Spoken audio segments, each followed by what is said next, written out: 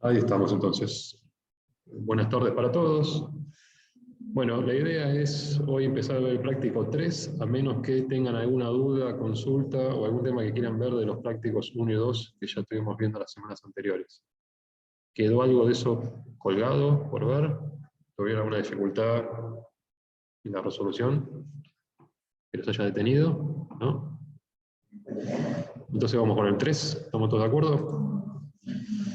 Vamos con el 3 y vamos a tratar de empezar el 4, porque el 3 no es mucho lo que hay que hacer y el 4 sí lo es.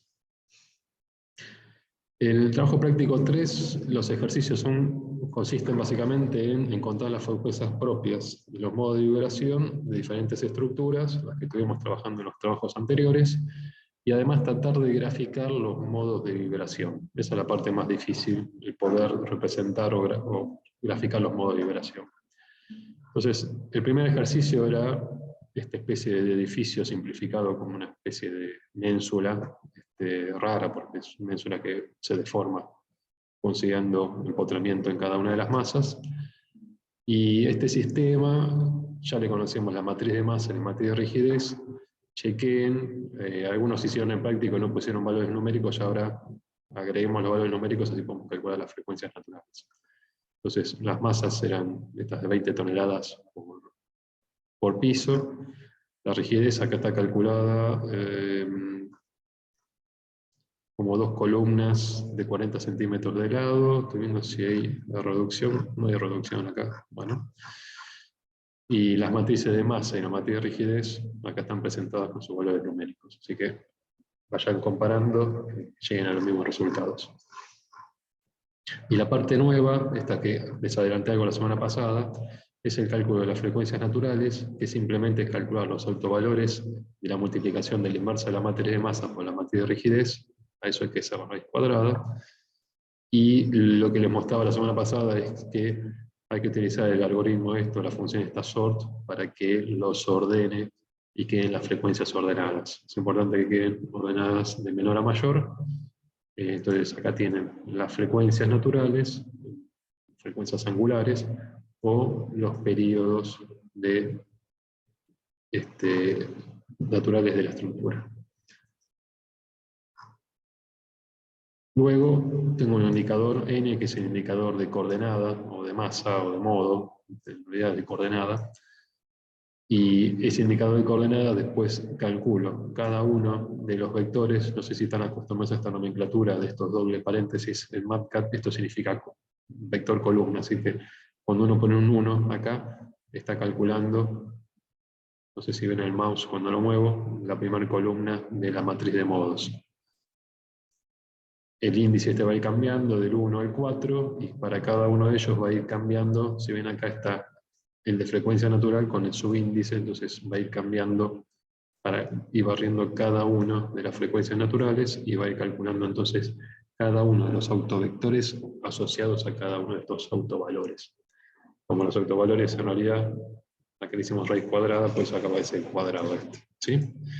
Pero la función de MATLAB básicamente es, le damos la matriz, le damos el autovalor asociado y nos calcula el autovector. ¿Se entiende hasta acá? ¿Dudas? Me paro. Después venía esto que inventé yo, que no sé si es muy didáctico o no, pero es simplemente una forma de graficar, se los mostré la semana pasada, de graficar los modos de vibración con estas curvas azules, que lo que hace es una curva de interpolación pasando por cada una de las coordenadas de los modos de vibración. Tampoco es exactamente así como está, porque había que poner, recuerden que estas masas no pueden girar, estamos consiguiendo empotramiento, entonces acá deberíamos tener como rectificado la deformada, para que queden los ángulos estos verticales a 90 grados, pero más o menos le da una forma gráfica de cómo sería la deformada de estas configuraciones de modos de vibración. Entonces, lo que estamos diciendo con esta metodología es, nosotros podemos representar cualquier vibración, cualquier respuesta de la estructura, mejor dicho, a cualquier vibración, marqué respuesta a la estructura como una composición lineal de estos 4 modos. Haciendo la superposición de estos 4 modos, armamos, estos modos son ortogonales entre sí, y armamos entonces la solución de nuestro problema. Esto era relativamente fácil porque cada uno de estos modos tiene una única frecuencia, y conocer la respuesta a una única frecuencia, a un armónico, es simple. Entonces, la idea era, a través de esta descomposición, poder desglosar o desarmar nuestra matriz de masa y de rigidez, hacerlas diagonal y trabajar con un sistema de ecuaciones independientes para cada una de las coordenadas, ¿sí? En este caso para cada uno de los modos. Esa era un poco la filosofía del análisis modal. Pero bueno, el ejercicio básicamente consiste en esto, en calcular las frecuencias naturales y graficar los modos de liberación. ¿Bien? ¿Dudas? Bueno, me dicen si no. La parte B es exactamente igual, pero... Exactamente igual, pero la última masa, en vez de tener 20 toneladas, tiene apenas 1 tonelada. Y la rigidez de ese último piso es 100 veces menor que la rigidez de cualquiera otro de los pisos inferiores. ¿Qué significa esto? Que tenemos una estructura muy parecida a la anterior, pero con un piso menos, y el último piso de esta estructura es un piso débil, o lo que llaman un apéndice. En la práctica, en la realidad, esto puede estar representando, por ejemplo, un tanque de agua, ¿no? Tiene una estructura, cierta rigidez, cierta masa, y cuando llega a la parte superior aparece un tanque de agua que la estructura de ese tanque de agua es mucho más flexible y hay una masa mucho más chica que lo que puede ser la masa de los pisos inferiores. Entonces, vamos a ver cómo se comporta esta misma estructura. Si quieren, imagínense que ahora tienen 3 pisos y este apéndice en la parte superior. La construcción de la matriz de masa y la matriz de rigidez es simple, le sirven las mismas definiciones que tenían en el ejercicio anterior, simplemente ahora el dato de M4 y K4 cambió. Entonces van a ver que acá se achica los valores de la matriz de rigidez y de masa. Entonces el algoritmo es todo exactamente igual, el cálculo de las frecuencias naturales igual, pero ahora vamos a ver que tenemos 2 frecuencias naturales que se parecen mucho, la 1 y la 2. ¿Sí? Tanto en frecuencia como periodos son de órdenes de magnitud muy parecidos, a diferencia de lo que es el 3 y el 4, que son mucho más chicos. Y ahora tenemos estos modos de liberación que cuando los graficamos, vean lo que pasa. El primer modo, que antes era toda una pancita así que se abría, ahora tenemos un comportamiento de los 3 primeros pisos parecido, pero el 4.º piso se dispara mucho, tiene un desplazamiento mucho mayores. Este es el apéndice, digamos, el tanquecito ese que aparece en la parte superior, por decir, esa estructura menor, van a ver que se desplaza mucho más que los pisos inferiores. Entonces, el primer modo, yo grafico a veces más fácil con esto.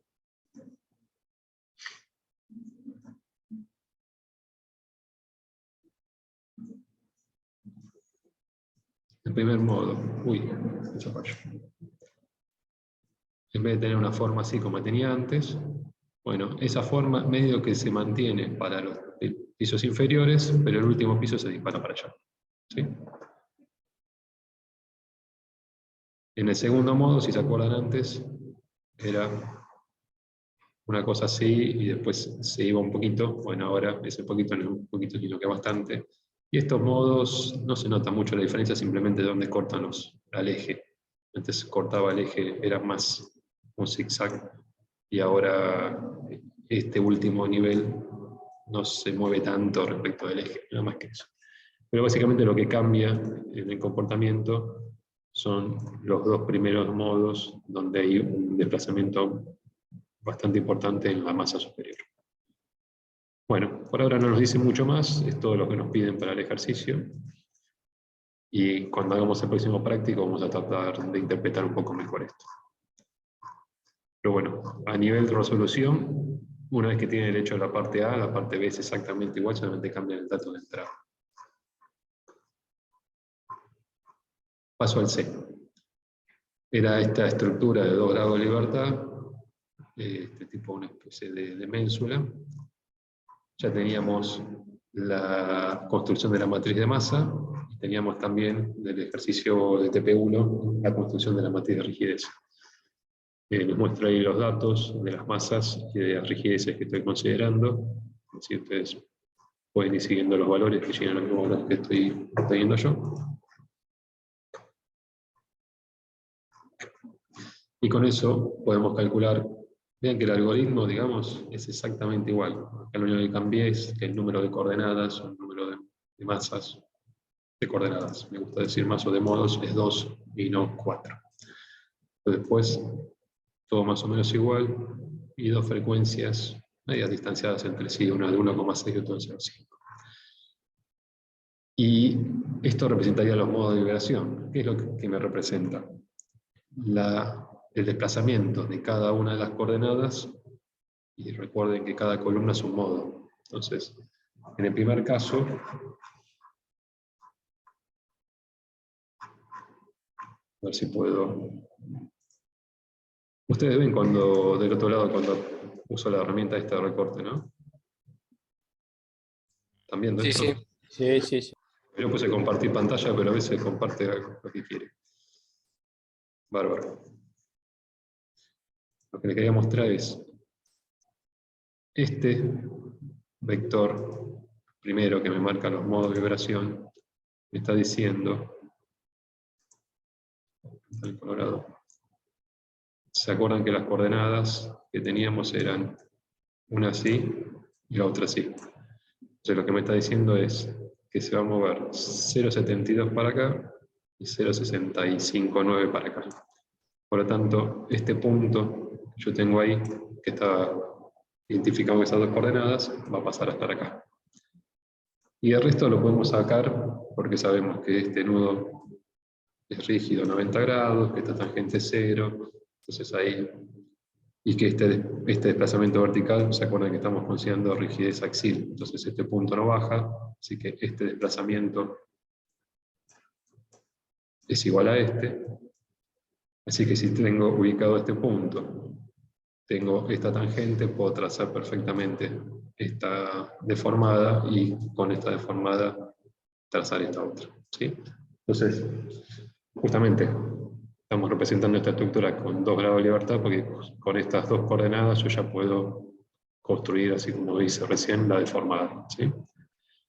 En cambio, en el modo 2, tenemos la coordenada 1 negativa, así que esto ya les digo que lo tengo puesto al revés, pero lo voy a considerar positivo, y la coordenada 2 positiva, estoy yendo justo para el lado contrario, en realidad está deformada, entonces lo que estoy viendo que la tengo al revés, tenía que haber hecho así y así.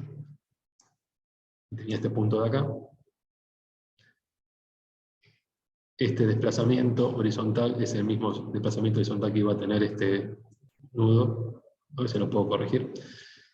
Por lo tanto, esta deformación vendría a ser una cosa así. Acá tengo que estar a 90 grados, y ahí tengo que terminar ahí, así que ahí tengo que hacer la pancita para acá. Uy, bueno, sería bastante feo. No sé si puedo mejorar un poquito esto. Una cosa así.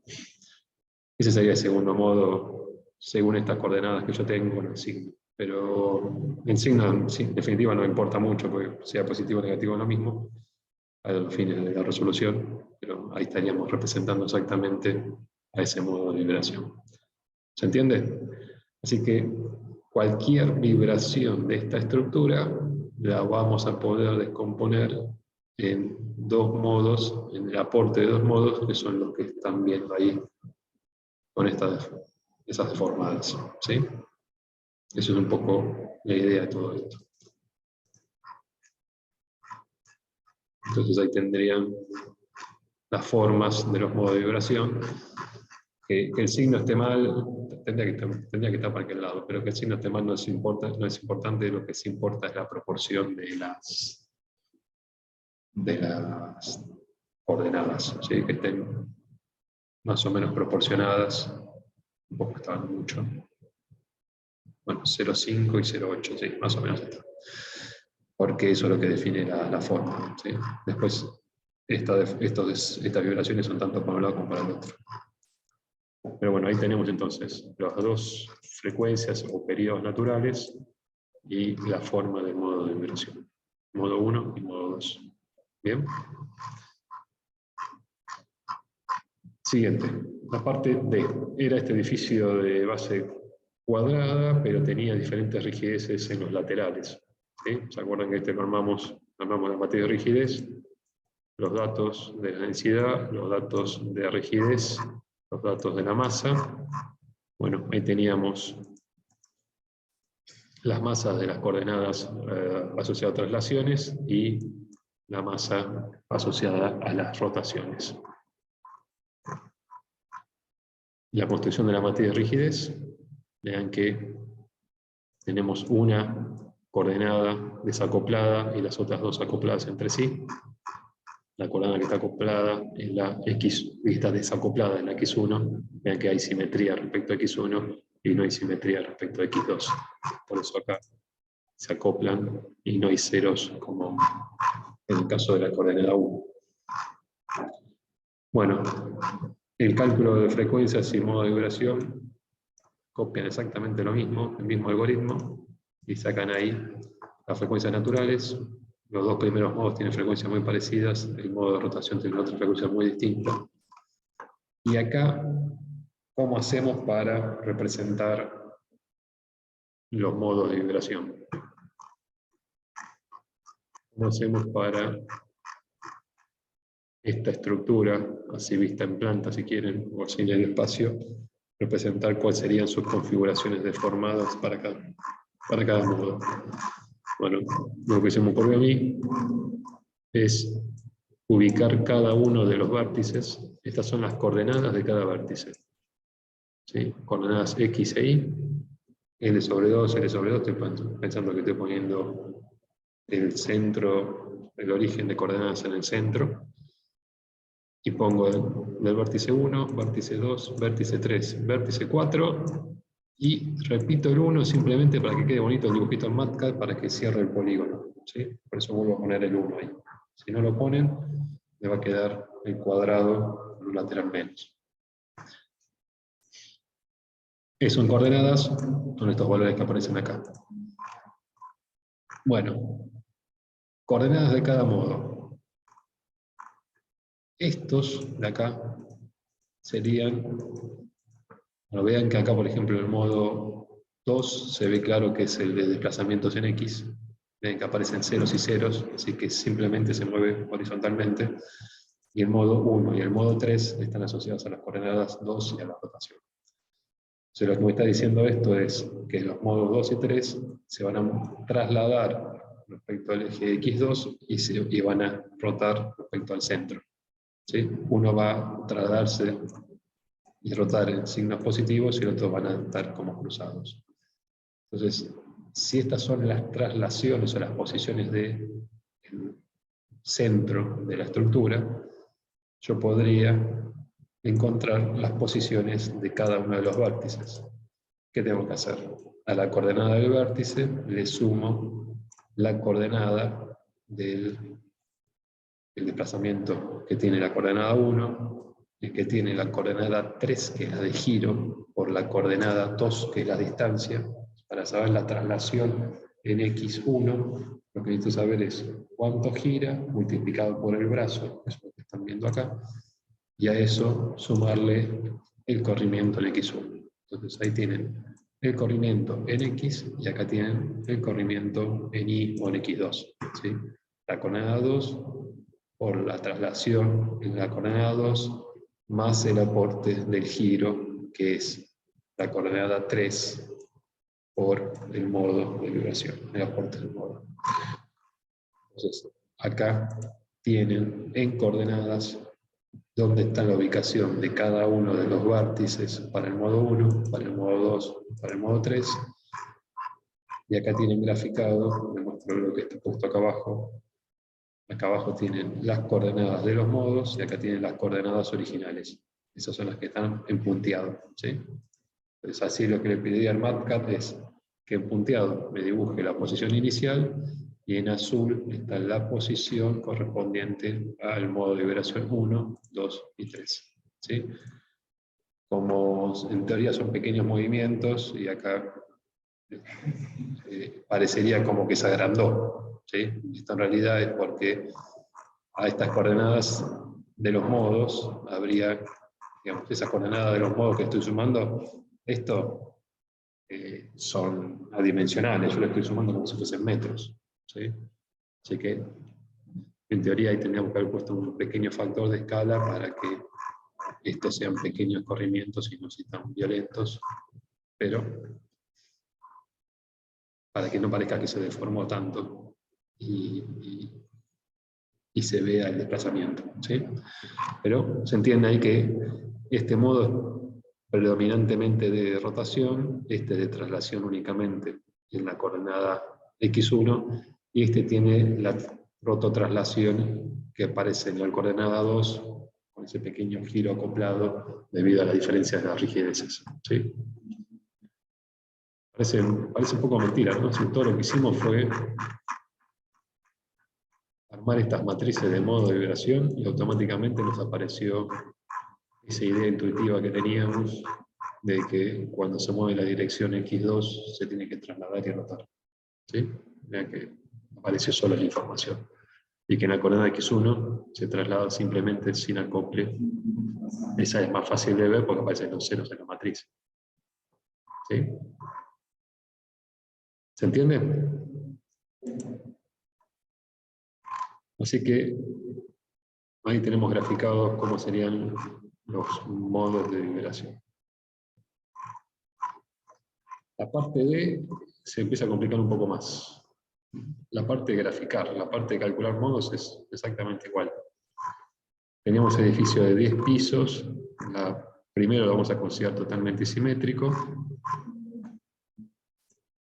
La superficie, la masa, bueno, están los datos. Acá tienen los valores de las rigideces que están utilizados. Y acá en realidad la matriz de rigidez es bastante, la matriz de masa es diagonal, multiplicada por la masa de cada piso, y la matriz de rigidez también viene fácil de armar, igual que el ejercicio 1, pero de 10 por 10, nada más que es un poquito más grande. Ahí tienen los valores, se van comparando que van llegando a lo mismo. Y bueno, acá de vuelta, los modos, ahora van del 1 al 10, el cálculo de las frecuencias, la misma cuenta de antes, el cálculo de los modos de vibración, la misma cuenta, lo que pasa es que ahora tenemos una matriz gigante de 10 por 10. ¿Sí?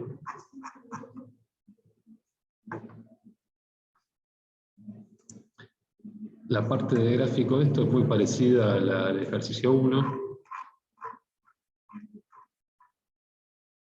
Ahí tenemos el primer modo, esta vibración tipo ménsula, y después van viendo cómo el modo 2 se cruza una vez, el modo 3 se cruza 2 veces, el modo 4, cada vez que vamos aumentando un modo se cruza una vez más el eje. Se van formando esas viboritas. ¿Sí? Hasta llegar al modo 10, eso lo tengo graficado, que en el modo 10 hay una masa de cada lado. ¿Sí? Se cruza 9 veces. Una masa de cada lado. ¿Sí? Bueno, con el aporte de estos 10 modos se puede construir cualquier respuesta de nuestro sistema. Así que este no es mucho, no es distinto al ejercicio 1, simplemente tiene mayor cantidad de modos. Pero este sí es un poquito más complicado. Era cuando le sacábamos los 4 pórticos y nos quedaban estos 3 pórticos únicamente como estructura de rigidez en la dirección Y.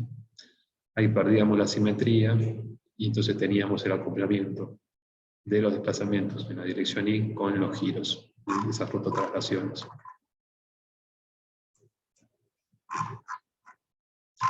Bueno, los datos, la altura de piso, la longitud de planta del lado X y del lado Y, cantidad de pisos 10, tengo un indicador de qué pórtico estamos, los 3 pórticos, sus excentricidades. la masa inercial, la construcción de la matriz de masa, esto lo hicieron todo en TP2, no, 1, TP1. La matriz esta diagonal de 20 por 20.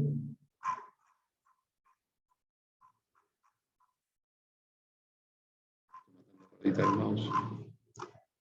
La matriz de rigidez. Esta es la matriz de rigidez de un pórtico. Bueno, todo esto lo hicieron en el TP anterior, ¿no? La matriz de rigidez de un pórtico. Acá está la construcción de las tres matrices que relacionan las coordenadas locales con las globales. Del pórtico 1, del pórtico 2, ahora tiene que pasar el pórtico 3. Y después tenemos que hacer la transformación de las coordenadas locales a globales. Eso lo hacíamos con esta multiplicación de estos vectores A y A transpuesta. Y con eso tenemos las matrices de cada uno de los pórticos en coordenadas globales, y después simplemente sumo el aporte de los tres pórticos y obtengo la matriz de rigidez total. ¿Sí? Esta es la que tendrían que haber obtenido en el TP1. Aprovechen si tienen alguna duda o algo que quieran hablar, es el momento. Bueno. Ahora, te hago una consulta, Alejandro. Para que esa matriz se vea por 10 a la 10 afuera, lo metés como, lo multiplicás y entonces hace el cálculo solo. ¿Algo así? Algo así. Viste que... Ajá. Igual, bueno, lo tengo que poner antes, ahí. Te aparece esta cosa gigante. Correcto. Espera que no me da...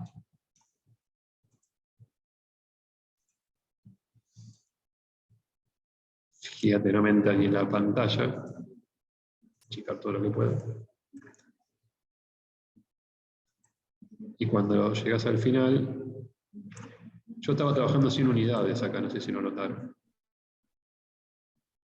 Sí, sí. Bueno, tocan, aparece ese cuadradito negro como cuando le ponen unidades. Bueno, ahí le puedo poner por 10, elevado a lo que yo quiera. Claro, buenísimo. A la 12 voy a poner.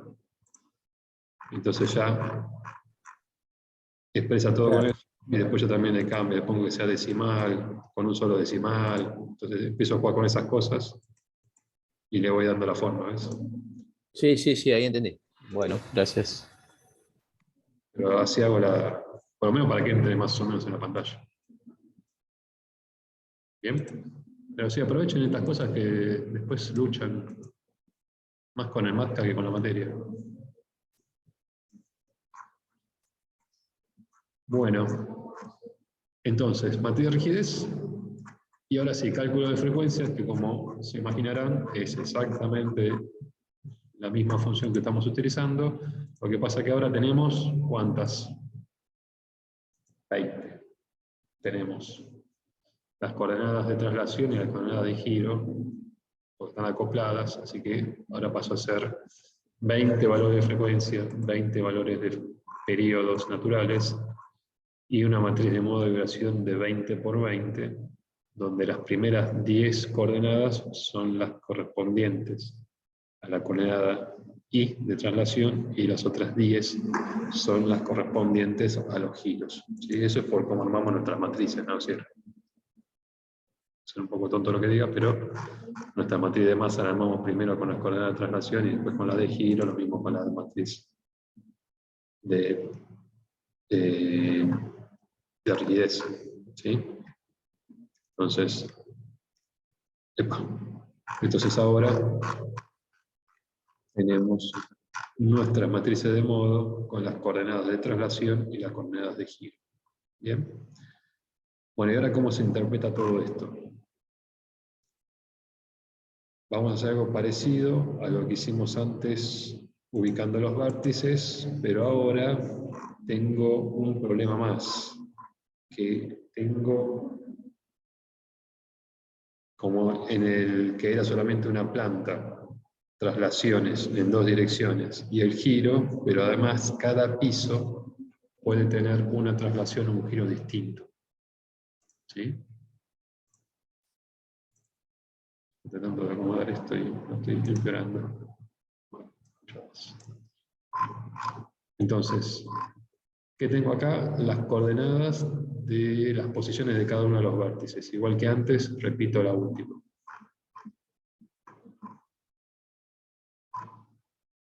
Después tengo que poner un índice por piso. Y entonces, lo que antes hacía para cada modo, ahora tengo que hacer para cada modo y para cada piso. Entonces vean que acá tengo dos índices. Las coordenadas para cada modo y para cada piso. Y después acá es más o menos lo mismo. La coordenada de traslación más la coordenada de traslación en el otro eje. ¿Dónde está la coordenada? Modo, piso. Donde tengo el indicador.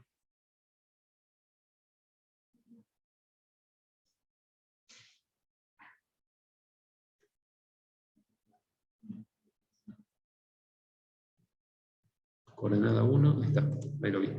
Coordenada 1, traslación. Coordenada 2, la traslación multiplicada por el... A ver si lo digo en palabras para no decir coordenada. Recuerden, la primera tanda era la parte de la traslación. Esta es la parte de rotación multiplicado por la distancia que tengo, donde va a parar las coordenadas X. Y acá tengo la misma cuenta, pero ¿dónde van a parar las coordenadas Y? Tengo ahora la coordenada de traslación y la coordenada de rotación. Entonces, lo que están viendo acá es para cada uno de los tres pórticos, si quieren,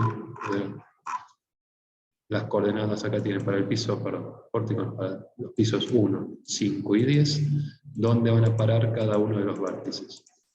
¿Sí? Piso 1 son 3 metros de altura, piso 5 son 15 metros de altura, piso 10 son 30 metros de altura. Y lo que están viendo acá es los vértices en altura, estos son los 10 pisos. En altura, los vértices, cómo se van desplazando, ¿sí? Se tiene que imaginar el movimiento de traslación, más la rotación, y acá lo están viendo en planta. El que está en punteado es la posición original, el que está en verde es lo que pasa en el primer piso, apenas se deforma, y a medida que va subiendo, esto va girando cada vez más, se va retorciendo más. Entonces, para los pisos superiores, para el piso 10, es donde más se distorsiona, ¿sí? Entonces, lo que está pasando en el modo 1 es casi que no hay traslación, si lo quieren, y hay todo rotación. ¿Sí? Ven que los ejes se van. En el modo 2, ahí de vuelta, las rotaciones a medida que va subiendo en altura van cruzando el eje, ¿sí? Parecido a lo que nos pasaba antes con el modo 2 de vibración. Están viendo que las coordenadas de los vértices primero giran para un lado y la parte superior giran para el otro. Eso es lo que está pasando en estos, ¿sí? El colorado este, que es el piso 10, está girando en sentido contrario de los que giran. Y se va retorciendo así. Se va retorciendo, esos son los modos de vibración. ¿Cómo te imaginas los modos de vibración de rotación? Lo de traslación van cruzando el eje, y lo de rotación van cruzando el eje. Eso es retorcido. Y bueno, es lo mismo que imaginarte que cruzaba por la traslación así, tipo serpentina. Tac, tac, tac, tac. No lo ves. Pero lo que quiere decir todo esto es que cualquier desplazamiento, cualquier respuesta, lo puedes escribir con una composición de estos modos. Se supone que estos modos, no tantos, pero tiene que siga. Cada vez se retorce más. Y van a encontrar un modo que se retorce 10 veces. Ahora, el 4 ya no se retorció, ¿vieron? El 1, 2 y 3 se retorcieron. El 4 no. Porque acá empieza a mandar más la traslación que la rotación. Entonces hay unos modos que son predominantemente de traslación y otros que son predominantemente de rotación. Miren este. Este volvió a aparecer la rotación y está todo retorcido. ¿Sí? Un modo alto, si acá tienen 20 modos. No grafiquen todos, grafiquen los primeros, pero uno de los modos altos va a ser el de 10 veces que cada piso quiera por un lado distinto. Ahora, el aporte de esos modos en la respuesta total va a ser muy bajo. ¿Sí? Por lo que decís, es muy difícil imaginarte que la respuesta del edificio va a ser que cada piso quiere para un lado distinto.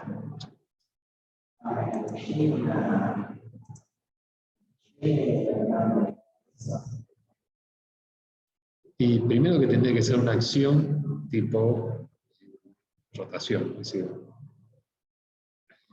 es como que meta este edificio en una suerte de coinor, pero que gire en forma errática. Entonces, y que básicamente lo va a girar así. Entonces lo hace girar así y el edificio va a terminar moviéndose así. Y es muy difícil, ¿no? Por eso los aportes de estos modos van a ser muy bajos. Podemos intentarlo. Pero imagínate vos algo relativamente flexible y empezás a hacer así. Y empezás a girar. ¿No te va a pasar eso? Que cada parte va a tratar de ir por un lado distinto. Lo tenés que hacer con una frecuencia muy alta, por eso vas a ver que estos son modos altos. Para lograrlo, si lo haces despacito, va a girar todo como un cuerpo libre. Pero a medida que vayas aumentando la frecuencia, cada piso va a empezar a tender a comportarse distinto. Y en algún momento le vas a enganchar la frecuencia natural y vas a lograr, si logras, a ver, déjame ver.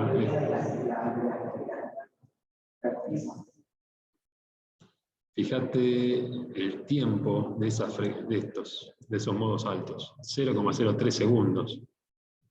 Así que tiene que hacerlo más de 20, más de 30 veces por segundo. Tiene que hacer con la mano así, más de 30 veces por segundo para llegar a una frecuencia que te dé esa respuesta. ¿Sí?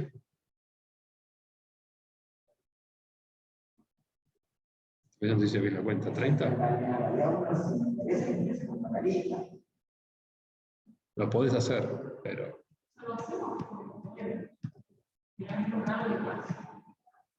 Tenés que tener una excitación que sea de esa magnitud. Y debería pasar. Nadie quisiera verlo, o vivirlo, pero sí. Me estoy yendo por lo contrario, estoy tratando de bajar y estoy subiendo. Bueno, entonces, se complica un poquito todo esto que ahora hay que tener una representación por piso de cada una de las coordenadas. Y la única forma que se me ocurre a mí de hacerlo, quizás a ustedes se les ocurre alguna otra forma de graficar esto, es poner 3 pisos de referencia y mostrar en esos 3 pisos cómo van quedando. ¿Sí? Vean, por ejemplo, que por haber usado 3 pisos, uno lo mira en planta y dice, gira todo para el mismo lado. Sin embargo, no es así. Simplemente era porque elegí pisos que van para el mismo lado, pero mientras uno va para un lado, otro va para el otro. ¿Sí? Entonces,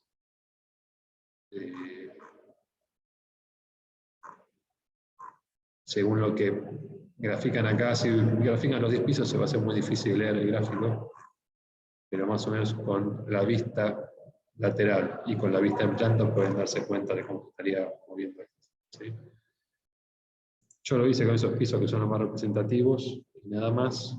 No les pido que grafiquen los 20 modos, que son un montón, pero simplemente traten de construir alguno de estos para que darse cuenta. Acá hice los primeros 6 de cómo son las formas de los modos y cómo aparecen modos predominantemente de traslación y otros de rotación. ¿Bien? ¿Dudas? Esta parte de graficar los modos es la parte más de programación y más complicada. Después la parte conceptual no escapa de calcular autovalores y autovectores, nada más que eso. Si no hay dudas, paso al TP4. ¿Vamos con el 4? Vamos con el 4. ¿Qué están discutiendo?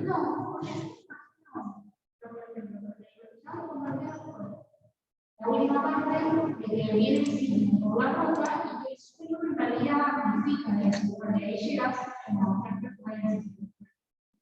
Pero también puede, a ver, el amplifica es cierto y el atenúa también es cierto.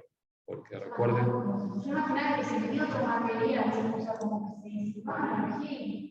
Como no entendía muy bien cómo le dio como material con material. recuerden la curva esta de amplificación versus respuesta, que da una cosa así y así. Entonces, cuando uno cae con la relación de frecuencia natural igual a la frecuencia de excitación, las amplitudes se disparaban un montón. Bueno, esto pasa para un oscilador de un grado de libertad, el famoso oscilador de un grado de libertad. El desplazamiento acá, ese desplazamiento se amplificaba si la frecuencia de excitación coincidía con la frecuencia natural. ¿Sí? Y si te alejabas mucho, si tenías una frecuencia de excitación mucho más grande o muy alejada de la frecuencia natural, esto hasta incluso bajaba de 1, se achicaba. ¿Por qué? Porque el piso se movía pero tan rápido que tu masa no llegaba a desplazarse para un lado, que ya el piso estaba moviendo para el otro. Entonces el piso se mueve en amplitud mucho más que tu estructura. ¿Se entiende? Eso con estructuras muy flexibles es fácil de ver. Es esta sensación de que se queda la masa quieta y el piso se mueve loco, y a los fines de tu estructura ese punto no sufre amplificación. En cambio, cuando le haces entrar en resonancia, ahí sí, te vas moviendo y se va amplificando más, y estás en una situación así. Bueno, eso depende de la frecuencia. La respuesta a estas estructuras depende de la relación entre la frecuencia natural y la frecuencia de excitación. Eso ustedes lo vieron en la matriz, la función esa H, que es la función de transferencia, que abajo aparecía omega n menos omega, ¿sí? Entonces cuando esto se hacían casi igual a 0, esto se disparaba porque tendía a infinito, no llegaba al infinito porque aparecía el amortiguamiento acá también metido, que bajaba este pico. Pero sin amortiguamiento estas curvas van al infinito. ¿Sí? Si no hay amortiguamiento, vos excitas una estructura en frecuencia natural y se va a amplitud infinita. Bueno, no me mezclen, yo voy despacito, no se suban a la Ferrari. Esto para un oscilador de un grado de libertad. Lo que vieron hoy es que el suelo, básicamente, se puede pensar como si fuese también un oscilador debajo de tu edificio. Es decir, que lo que llega acá abajo, en la roca, antes de que llegue acá, ahora acá tengo todo esto es suelo, y acá tengo mi edificio, antes de que llegue a verlo mi edificio, pasa por todos los mantos de suelo, y esos mantos de suelo básicamente funcionan como estos osciladores. Entonces, depende de la señal que llegue acá abajo, lo que llega acá arriba se puede amplificar un montón, o puede atenuarse. Porque lo mismo que te decía, imagínatelo, esto una especie de gelatina, y que vos abajo tenés un elemento rígido, la roca moviéndose. Pero esa gelatina, de vuelta, si la haces en frecuencia natural, vas a hacer que lo de arriba se mueva un montón. Pero si lo mueves rápidamente, probablemente la superficie ni se entere. Porque se va a disipar toda esa energía y no va a llegar nunca arriba. Entonces, eso es que te dice que funciona como un filtro. La señal, hay dos cosas que tenés que pensar. ¿En qué señal llega abajo? Y qué es lo que termina viendo tu edificio en la parte superior. Entonces, en función de esto, qué frecuencia natural y qué frecuencia de excitación tenés, es lo que va a ver tu edificio arriba. ¿Sí? Si querés pensar al suelo como un oscilador de grado de libertad. Entonces, ojo que amplifica, sí, pero amplifica las frecuencias bajas. Las frecuencias muy altas, esas vibraciones muy rápidas, se terminan desapareciendo, no viajan, no llegan muy lejos. Las que terminan llegando desde Chile hasta acá son las ondas muy grandes, de baja frecuencia. Esas de baja frecuencia son las que terminan viajando, terminan entrando en nuestro suelo y terminan amplificando arriba y haciendo que algo son las que coinciden con la frecuencia de esos 300 metros de manto de terreno. Entonces, nosotros tenemos una estación sismológica y estuvimos midiendo los diferentes sismos que han llegado acá en la provincia de Buenos Aires. Y cada vez que medimos los sismos, todos tienen una frecuencia predominante. No me acuerdo si era del orden de 2 Hz. Más baja creo que es. Lo tengo que mirar. Pero todos tienen una frecuencia predominante. ¿Por qué todos los sismos tienen una frecuencia predominante? Porque no estoy mirando el sismo. Estoy mirando lo que después de pasar por todo un manto de suelo llega arriba. Entonces, el suelo ese se comporta como una estructura que básicamente va a vibrar a su frecuencia natural. Entonces, lo que ven los edificios arriba son siempre sismos con la misma frecuencia, porque ya todas las otras frecuencias que tenían murieron, no llegaron hasta allá arriba. Eso es porque las ondas sísmicas viajan por la roca y antes de llegar a tu edificio, viajan por acá abajo,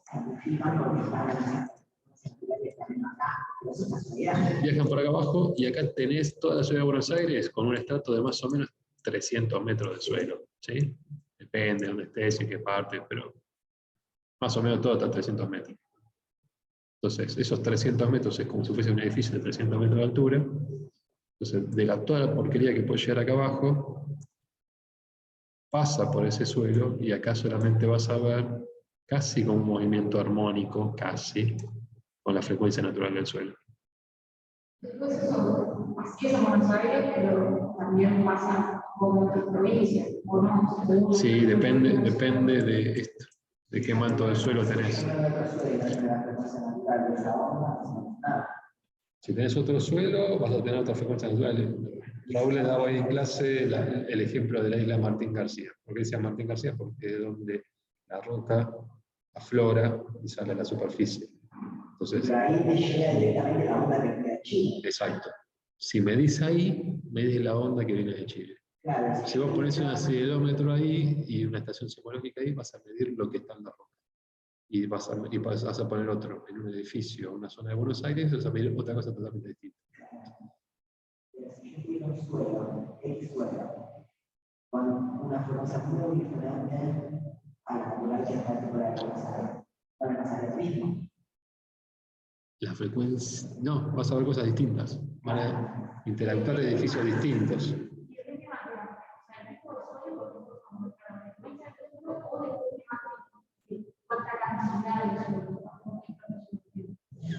Hay, no sé a ver si lo van a ver este cuatrimestre que viene. Bueno, hay diferentes factores. Primero, que bueno, creo que no, en este curso lo van a ver. Van a ver la propagación de ondas en medios continuos y eso van a ver que hay algo que es la longitud de la onda, que las frecuencias chicas tienen longitudes muy chiquitas y las frecuencias grandes tienen longitudes muy grandes.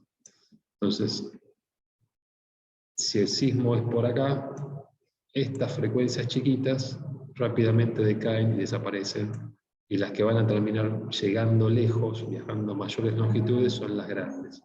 Entonces, si el sismo es en Chile, lo que ve la roca en Buenos Aires no es esto mismo.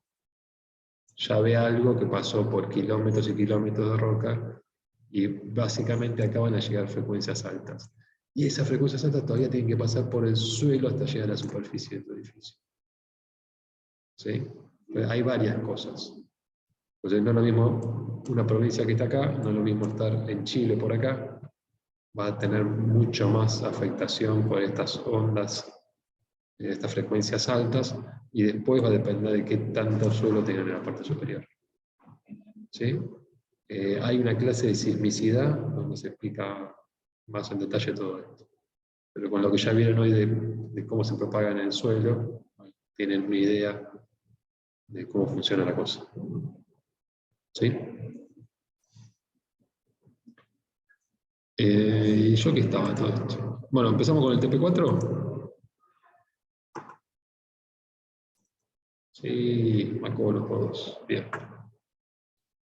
El primer ejercicio es más o menos accesible. El segundo lo dejamos para la semana que viene, pues tienen que estar un poco despiertos. El primer ejercicio es análisis modal en sistemas de negado de libertad Y el ejercicio 2 es el que tiene la parte de excitación múltiple de apoyos. ¿Sí? Eso es lo que ya hicimos en el TP2, ahora lo vamos a resolver numéricamente. Esto es lo de Fourier y lo que vieron hoy. Pero acá se vuelve más complejo la matemática, entonces vamos a empezar con n grado de libertad con excitación uniforme, ¿sí? En un solo apoyo. Bueno, esta estructura ya la tenemos bastante conocida en nuestro edificio de... Nuestro edificio de 4 pisos. Ojo que para este ejercicio estamos en el caso B, el que tenía el apéndice. ¿Sí? No sé si es porque me lo pedía o porque yo voy cambiando los datos. A ver cómo dice el enunciado.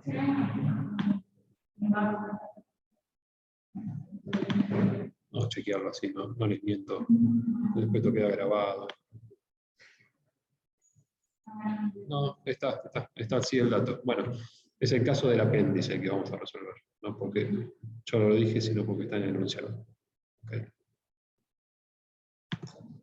Así que bueno, las masas más chiquitas para el último piso y la rigidez 100 veces más chica para el último piso. Factor de amortiguamiento. Bueno, todo esto ya lo tienen visto, cómo se construye la matriz de rigidez, de masa primero, la rigidez después. Copiado de los TPs anteriores, vector iota. Y ahora el cálculo de frecuencias, y se acuerdan, lo acabamos de ver en el TP3, era donde les decía, ojo que las dos primeras frecuencias son muy parecidas. ¿Sí?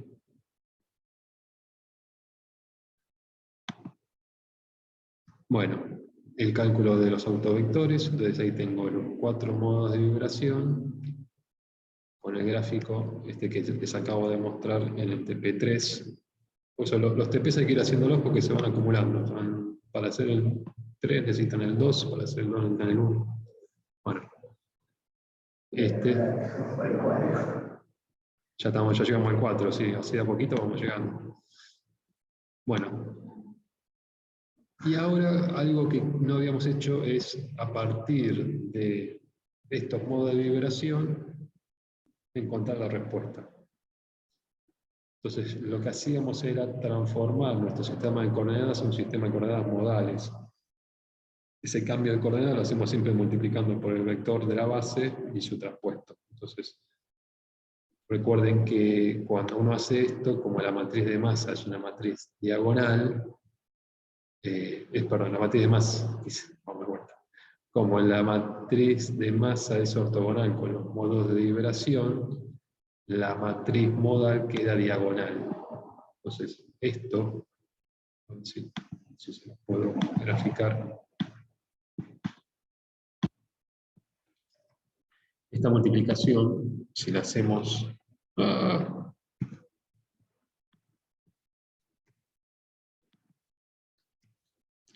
sin hacer columna por columna, ¿sí? Hago multiplicación de matriz traspuesta por matriz de masa por matriz. Cuando la hago, me queda una matriz diagonal. Como no me sirve de mucho trabajar con una matriz diagonal, simplemente me interesan los elementos de la diagonal.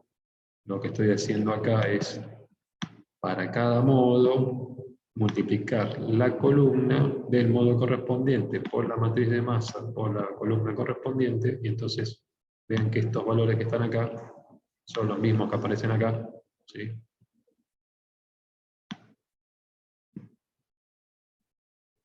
De vuelta hice el artilugio de ponerle 10 a la 4 kilogramos, entonces vean que estos elementos que aparecen acá son los elementos con los que yo me estoy quedando. Entonces, lo escribo de esta manera para trabajar con la diagonal y no trabajar con la matriz de masas. Si lo hacen así, también les va a funcionar. ¿Sí? Simplemente yo lo describo de esta manera para no andar trabajando con matrices gigantes que son solo diagonales.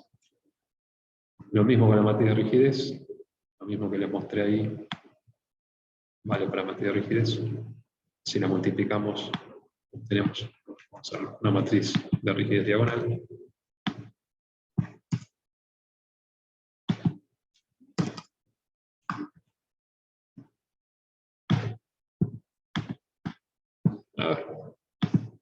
Estoy sin mouse y estoy tocando todas las teclas mal. Acá, para el que se sorprendía de los kilos por segundo al cuadrado, esto es equivalente a hacer kilonewton sobre metro. Vean que ahí le cambié las unidades y de vuelta esta matriz diagonal, los elementos son los que estoy aprendiendo acá, simplemente pidiendo que calcule modo por modo, ¿sí? Bueno, entonces, pasamos nuestra matriz de masa a la matriz de masa modal, en la base de nuestro modo de vibración. Hicimos con la matriz de rigidez. Tenemos que hacer lo mismo con el vector iota. Ahí está transformado y tenemos nuestro factor de excitación sísmica modal.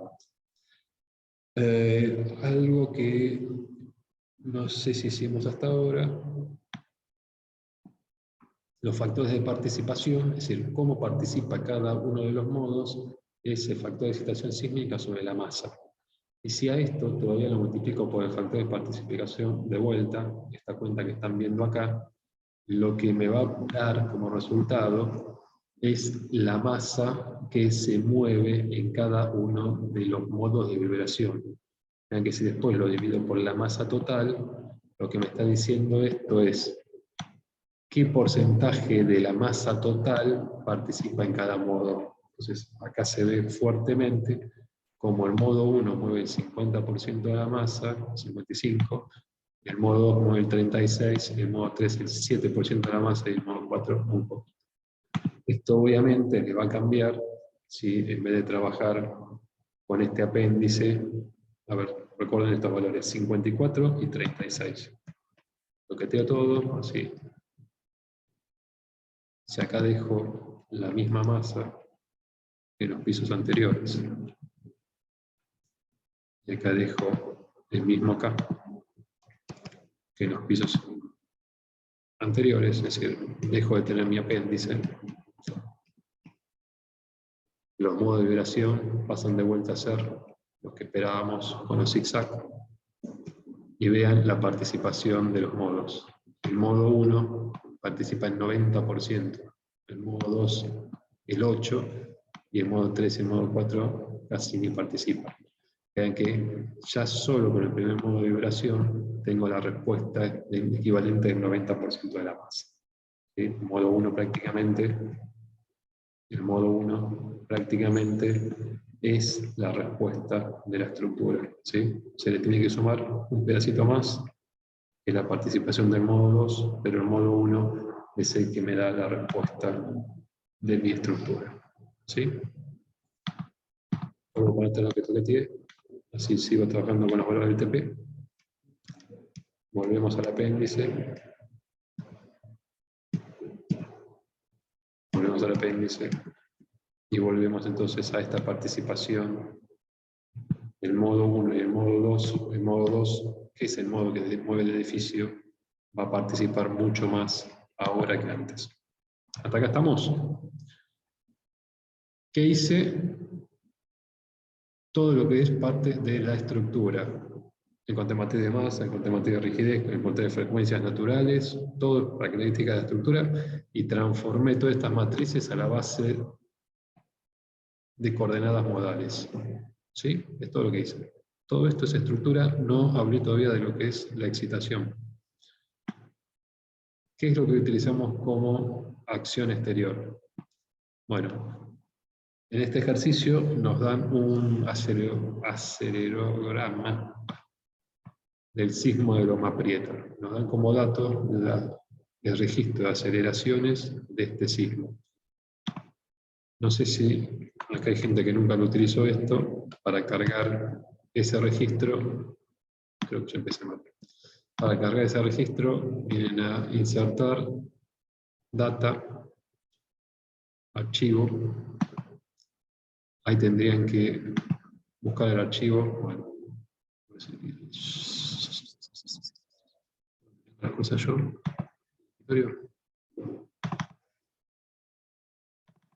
Ahí tendrían que encontrar el archivo. En este caso, el archivo lo van a encontrar en el campus, ¿no? Para descargar.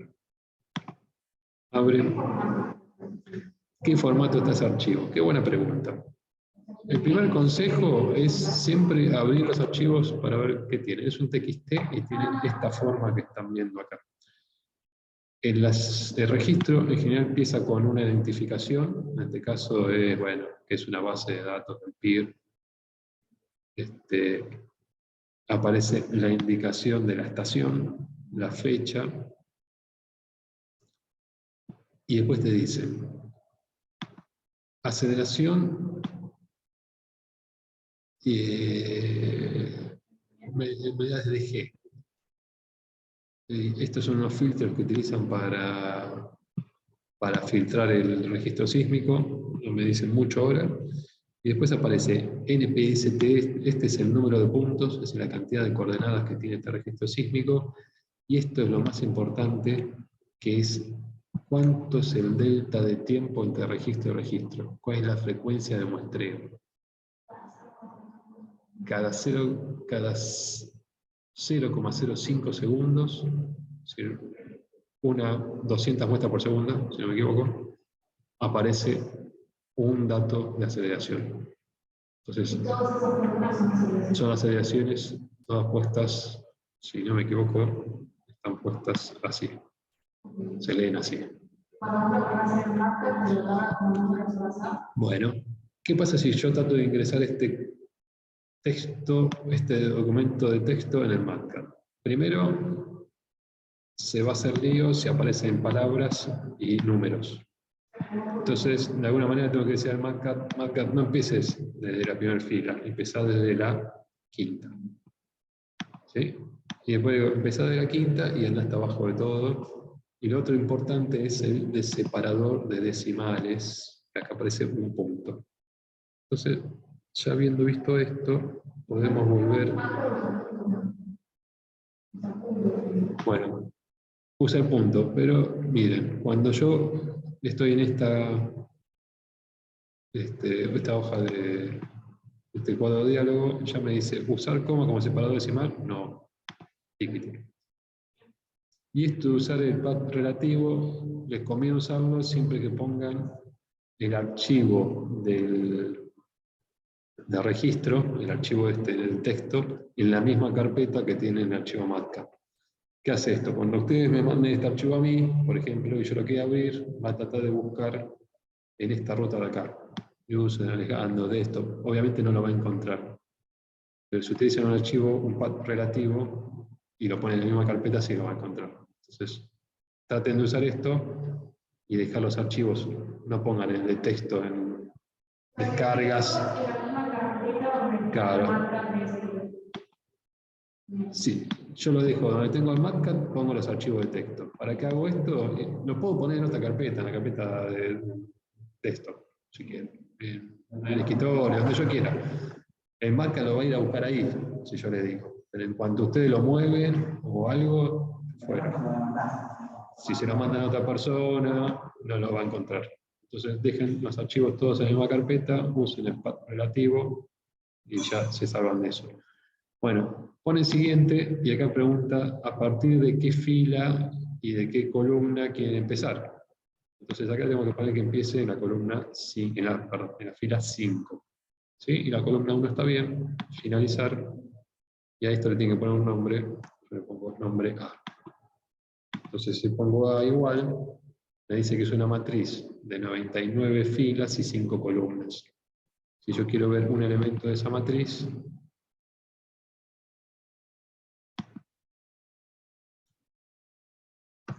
le pongo las coordenadas y me da el valor, bueno, un poco didáctico.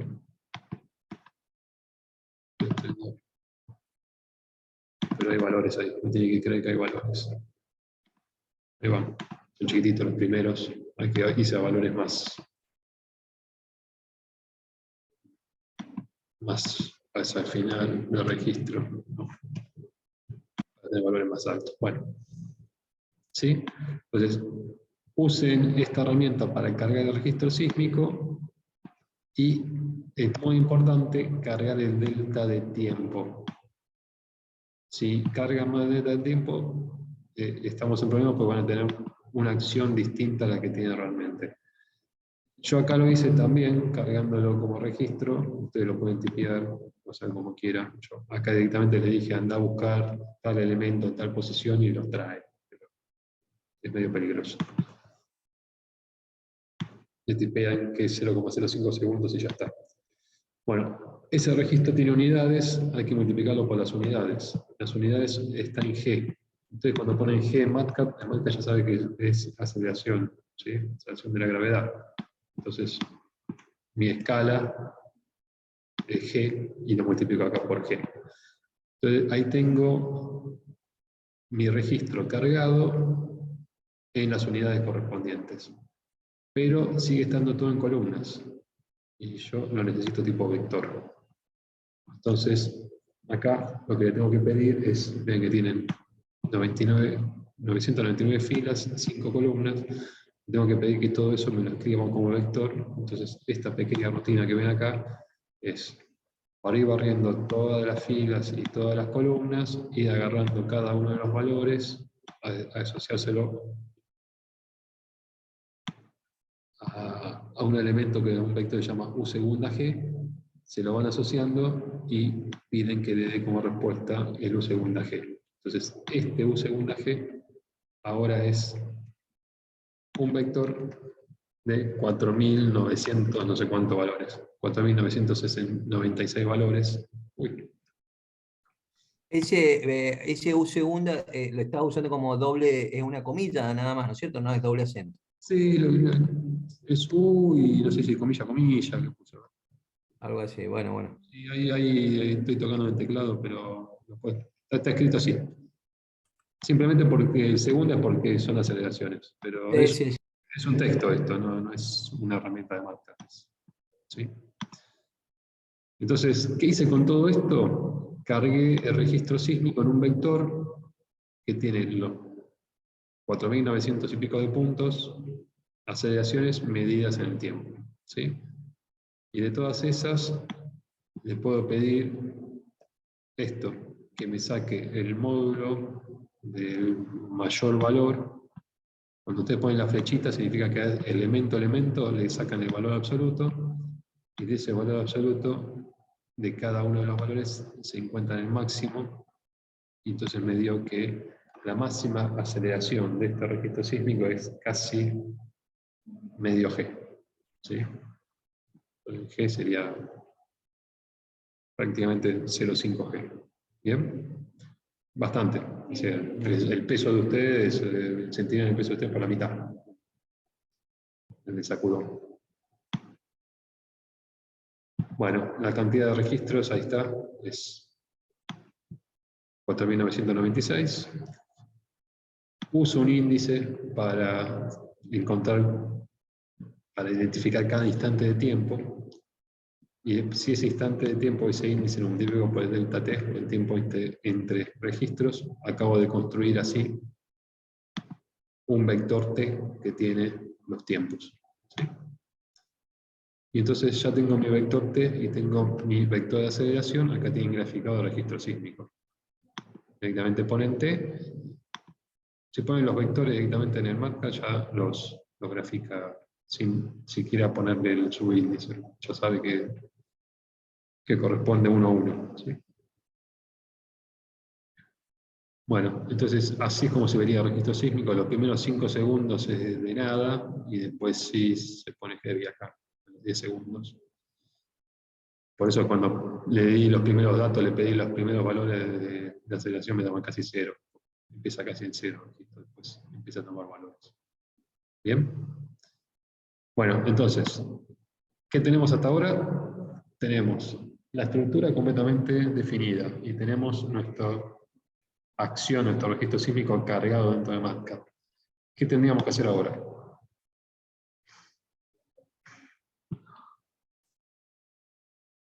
¿Alguno se atreve a adivinarlo?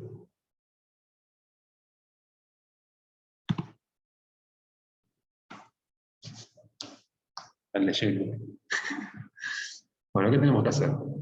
tenemos nuestro registro sísmico, vamos a aprovechar el algoritmo de transformada rápida de Fourier, vamos a llevar nuestra acción al dominio de las frecuencias, y vamos a resolver esto en el dominio de las frecuencias, que era tan fácil como hacer una cuenta con la función de transferencia. Entonces, la transformada de Fourier me servía para las funciones armónicas, y esto no es una función armónica, sino que es esta cosa bastante fulera. Entonces lo que hacíamos era agregarle ceros al registro sísmico y decir que esta cosa se repetía cada tantas veces, ¿sí? Aparecía este registro, aparecían un montón de ceros, de vuelta aparecía el registro y un montón de ceros. Además, había que tener cierta precaución, que para que, por lo menos en MATLAB, no en todos los programas es igual, como el algoritmo de resolución de la transformada rápida de Fourier es un algoritmo binario, pide como dato de entrada vectores que tengan cantidad de elementos que sean potencia de 2. Entonces no puedo poner un vector de cualquier cantidad de valores, sino que tiene que tener una cantidad de elementos que sean a potencia de 2. Entonces, ¿qué hago? Bueno, elijo una potencia, en este caso elegí 15, ya les muestro cómo lo hago. Digo que la cantidad de elementos que voy a tener es 2 a la 15, y este va a ser la cantidad de elementos de mi vector de entrada de excitación extendido. Antes tenía, ¿se acuerdan? 4.900 puntos, ahora lo extiendo a 32.000. Agregando ceros. ¿Cómo agrego ceros?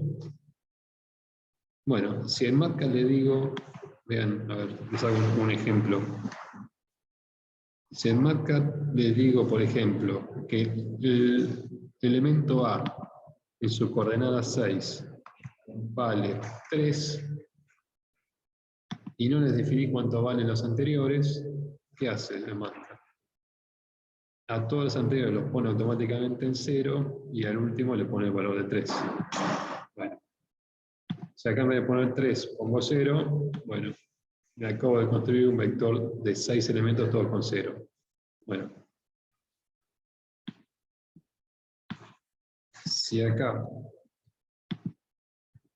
en vez de 6 tengo 3, pongo 20, el elemento 3 está definido en 20 y todos los demás están definidos en 0. Bueno, ¿para qué les muestro esto? Porque acá lo que estoy diciendo es que al vector U sub n, que era el que tenía U segunda n, U segunda g, que tenía todos mis registros sísmicos, a la coordenada última, a la de 32.000, le asigno un 0, y automáticamente entonces me completó todos los elementos con 0, desde mi último definido hasta el final. Y lo importante es ver esto.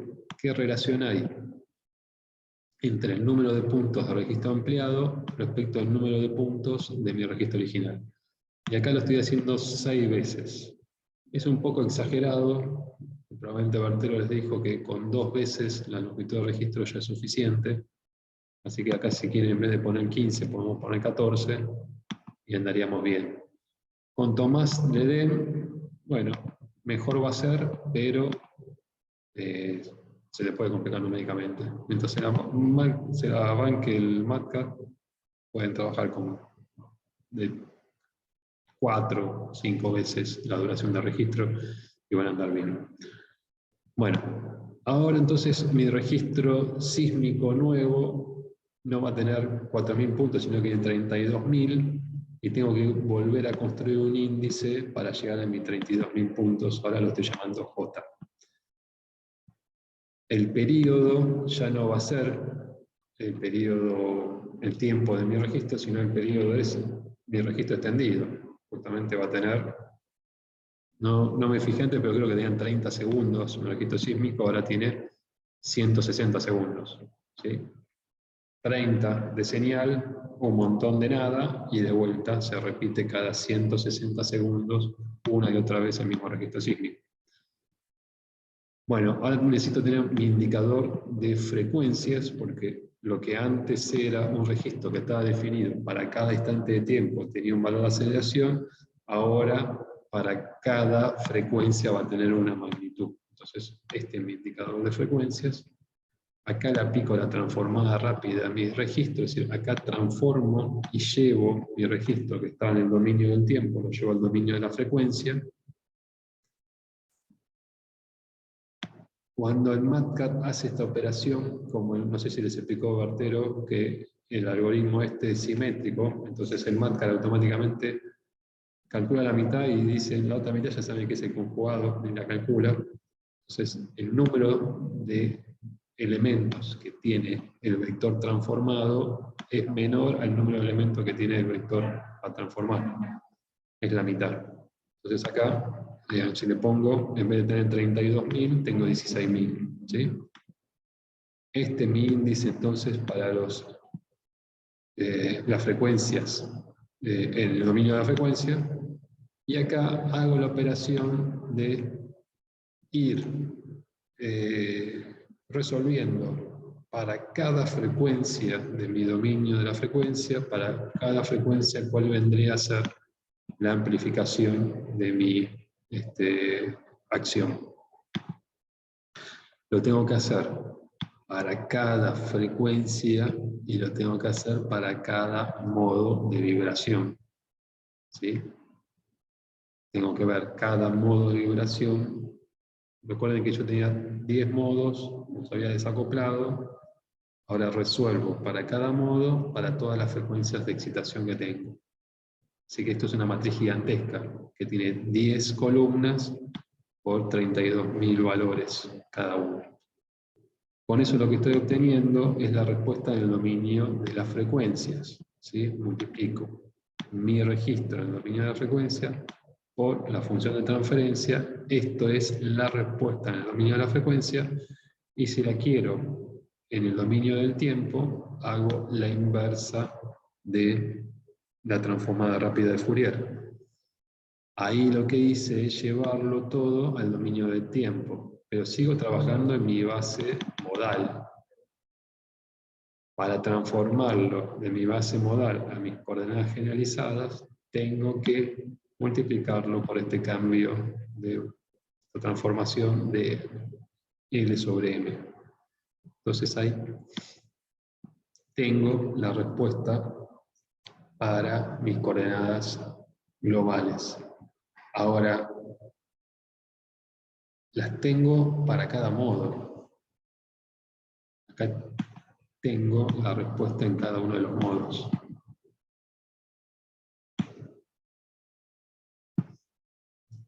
Vamos a empezar a graficar esto a ver si se entiende. Ustedes ya están viendo con cara que se tienen que ir. ¿O tienen clase afuera? ¿O acá? ¿O tienen acá? Bueno, esto que estoy graficando acá es la acción en el dominio de la frecuencia. Recuerden, antes teníamos tiempos y para cada tiempo teníamos una magnitud de aceleración. Ahora tenemos frecuencias y para cada frecuencia tenemos una amplitud. ¿Sí? U segunda G. Bueno. La respuesta en coordenadas generalizadas es la respuesta para los modos de vibración. Para el modo 1 y para el modo 2. Perdón, la respuesta... Disculpa. Ahora ya estoy, claro. Lo muestro porque le pifié lo que dije. Está en las coordenadas globales. Sí, acá hice el lío. La verdad que tenía que haber puesto... Sí, no hice el lío en poner Z acá. Pero bueno, está bien. Acá lo emparcho. Coordenadas globales, estas, las X, y estas son las generalizadas. Bueno, acá tienen la transformación, perdón, acá tiene la transformación, no estaba bien, perdón, acá tiene la transformación de coordenadas generalizadas o de modos de vibración a coordenadas globales. Entonces, acá lo tienen en... Me salté uno.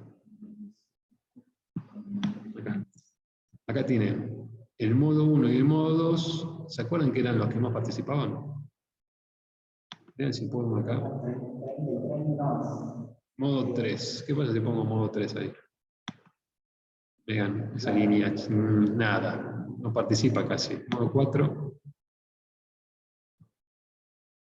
menos que antes, nada, ni siquiera algo peludito, antes parecía algo peludo, por ahí nada, es una línea punta a punta. Los modos que participan mucho es el 1 y el 2. ¿Sí? El 1 es el apéndice, donde el apéndice más se movía, y el 2 donde más se mueve la estructura. Comparación del modo 1 con movimiento de extremo. Este es el modo 1. Acá estoy comparando la respuesta de la coordenada 4, en la respuesta total, en coordenadas globales, con lo que es el primer modo de vibración. Entonces, ahí lo que se ve es que prácticamente la respuesta era del primer modo de vibración. ¿Por qué? No, o sea, es el primer modo de vibración que ahora Sí.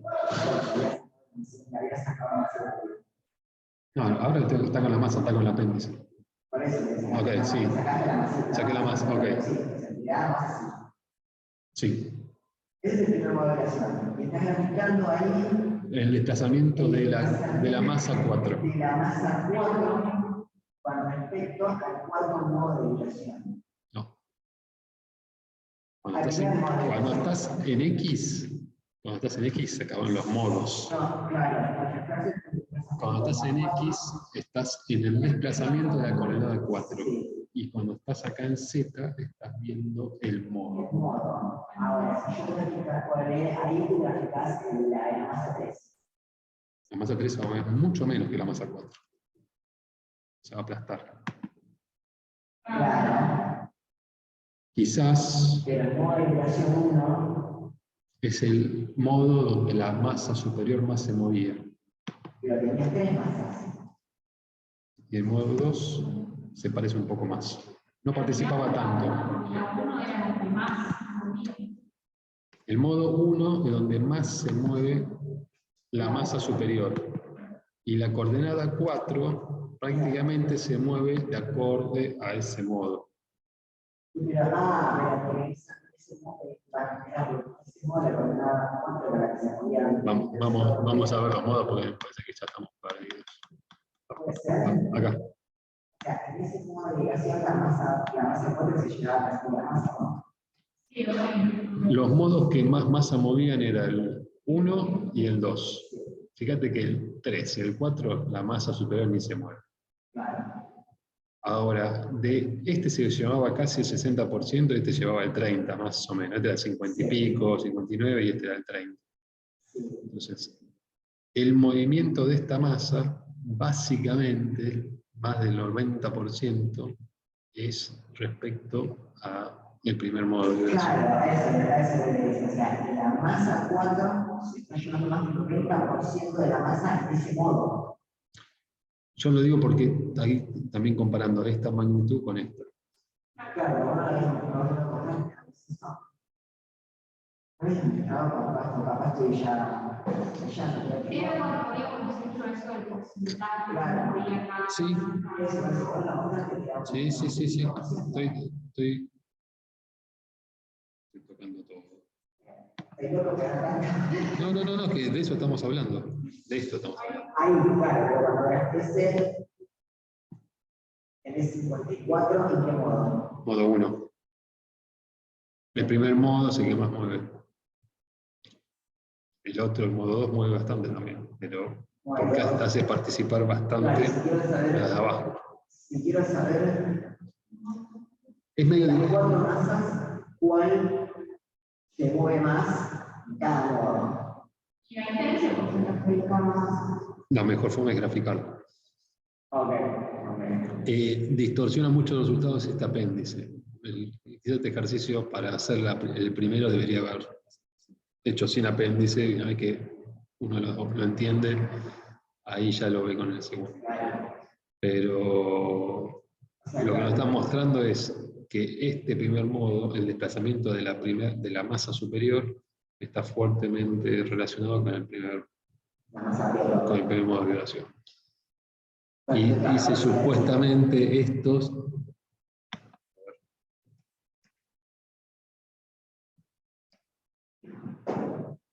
Eso es lo que está mostrando esto. Entonces, la coordenada superior con el primer modo. Ahí tiene la respuesta. Ahí más. Ahora, También, ahí está viendo que la masa 4 es la que más se parece a movilización, o sea, que más se mueve. O sea, es ahí también. ¿sí? Sí, es que básicamente sigue esa forma. ¿Sí? Y acá se ve cómo se mueve la masa 4 respecto a la masa 1. Si quieren, a la masa 3 sería quizás más útil, es el último piso. ¿Qué modo? Total, en la respuesta de este sistema, acá estoy en coordenadas X. Acá estoy en coordenadas X. Esta es la historia de desplazamiento